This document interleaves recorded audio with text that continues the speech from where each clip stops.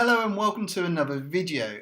In this video we're going to continue our look at change events, and this video in particular we're going to look at when one of the cell values in this sheet changes. So it could be any sheet, but for us it's just sheet number 1 as that's the only sheet we have at the moment. When any of these cell values change, we want a macro to execute or execute some VBA code. So that could be anything from a message box, it could be formatting, it could be anything that you wish.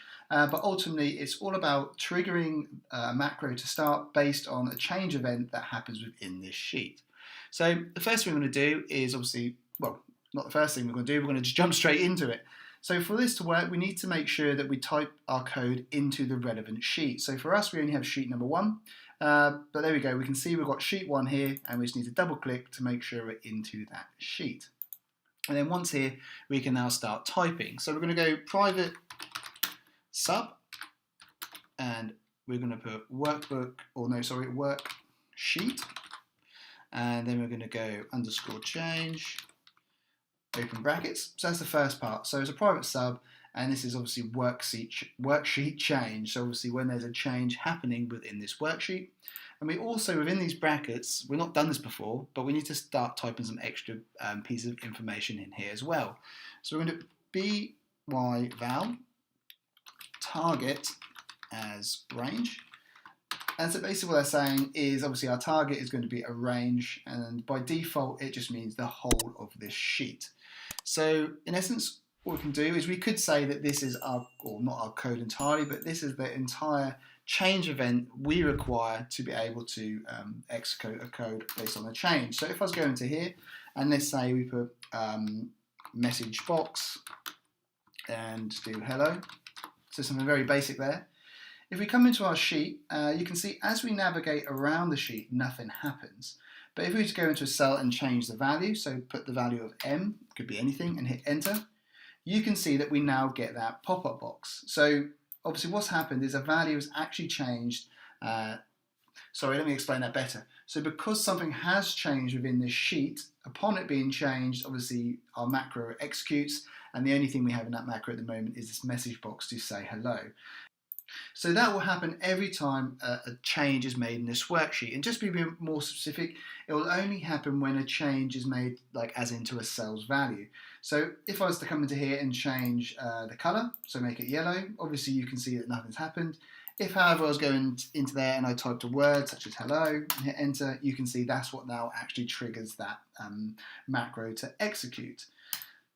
Also, it's worth noting, even if you don't make a change to the cell, but say like you double click, so as you may know, you don't need to click into a cell, you could just literally select the cell and then make a type to change the contents, or you can double click into a cell if you want to get the cursor. If I was to now move or navigate out of this cell, you can see that it's again executed this pop-up box. And that's because even though no physical change has happened in the sheet, you've actually gone into, should we say, or call it edit mode by having the cursor in there. So obviously that is enough in itself to trigger the code to execute. So, and also it's worth noting, if I was to delete these columns, again, another change event is triggered because I've deleted those columns. So we do OK. So that's how you can do it as a basic change, and that might be relevant if you have maybe some secure information in this sheet, or just something that you want to bring people's attention to that they're not allowed to make a change in that sheet. And you could even do some more advanced features with this. I guess you could probably lock the spreadsheet if you really want nothing to be changed. But you could obviously enforce logic in here, so if statements based on if there's a change happening to help add some policing and control to your worksheet. So the possibilities are quite endless with this, but in short, this first part, we just now looked at how you can obviously execute the code based on any change to that sheet. So let's get a bit more detailed now. So we might want to say that we only want to run this code if something happened or there's a change made in column A. In order to do that, we just need to make a bit more, or update our code and add some more lines. And that we're going to do that through adding an if statement. So to do that, we're going to go if not intersect, open brackets, and then now we need to define our target. So our target was obviously defined or given up in the top here. So we're saying our target as a range. So our target, comma, range and let's say we're going to call this column A. So we literally just need to do the two A's there. Close brackets, because we've got two brackets to close.